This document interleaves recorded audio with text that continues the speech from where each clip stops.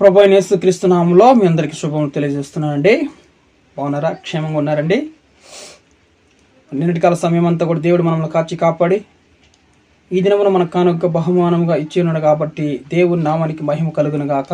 హల్లెలూయా. మరి ఈరోజు ఒక వాగ్దానం మనం చూసుకుందామండి. యెషయా గ్రంథంలో 49వ అధ్యాయము 16వ వచనంలో, చూడుము, నా అరచేతుల మీదనే నిన్ను చెక్కి ఉన్నాను, నీ ప్రాకారములు నిత్యము నా ఎదుట ఉన్నవి. హల్లెలూయా. చూడుము, నా అరచేతుల మీద నిన్ను చెక్కి ఉన్నాను అంటున్నాడు దేవుడు. కానీ దేవుడు ఆయన అరచేతులు చెక్కుకుని ఉన్నాడంట.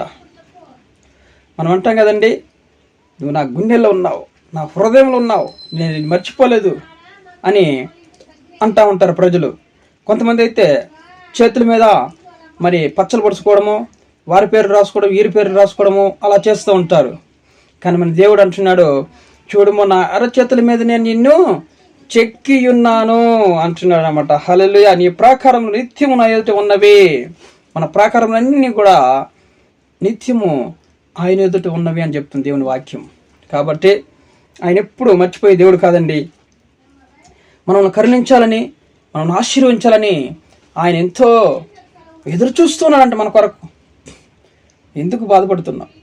నిన్ను కరుణించాలని, ఆయన నిన్ను ఆశీర్వదించాలని, నీ శ్రమలన్నింటిని తొలగించి నిన్ను మరి ఉన్నతమైన స్థితిలో ఎక్కించాలని ఆయన ఆశపడుతున్నాడు. చూడు, నువ్వు భయపడద్దు. నేను మర్చిపోయినా అనుకుంటున్నావా?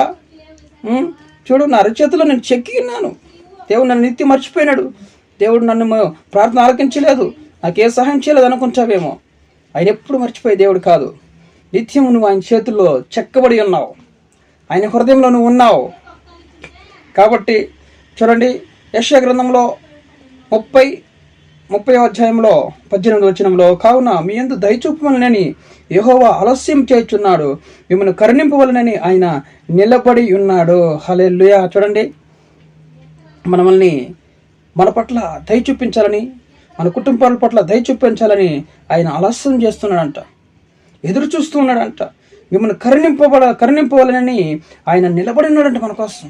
ఎప్పుడు వస్తారో నా బిడ్డలు నా సన్నిధానానికి, నేను కరుణించాలి వాళ్ళని, నేను కాపాడాలి వాళ్ళని ఎదురు చూస్తూ ఉన్నాడు దేవుడు. మరి రక్షింప నేర్కొనేట్లు ఆయన హస్తం కూర్చకాలేదు. మరి యెషయా 59వ అధ్యాయంలో కూడా చెప్తుంది కదా దేవుని వాక్యము, రక్షింప నేరకొనేట్లు నా హస్తం కూర్చకాలేదు. ఆయన హస్తం ఏం కూర్చకాలేదు.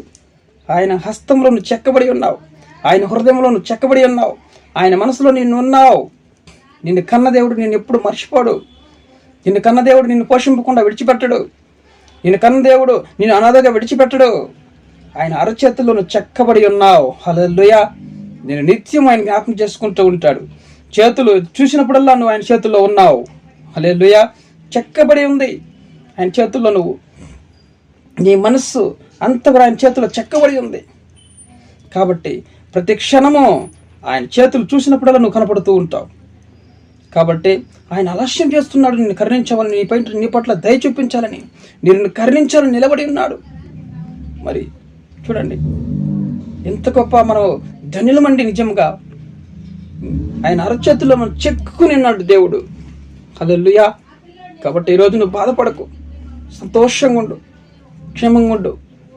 నువ్వు ఆయన కుమారుడు, నిన్ను కని ఉన్నాడు ఆయన. కాబట్టి నేను ఎప్పుడు మర్చిపోడు. ఆయన అరచేతుల్లో నేను చెక్కుకొని ఉన్నాడు ఆయన. హల్లెలూయా.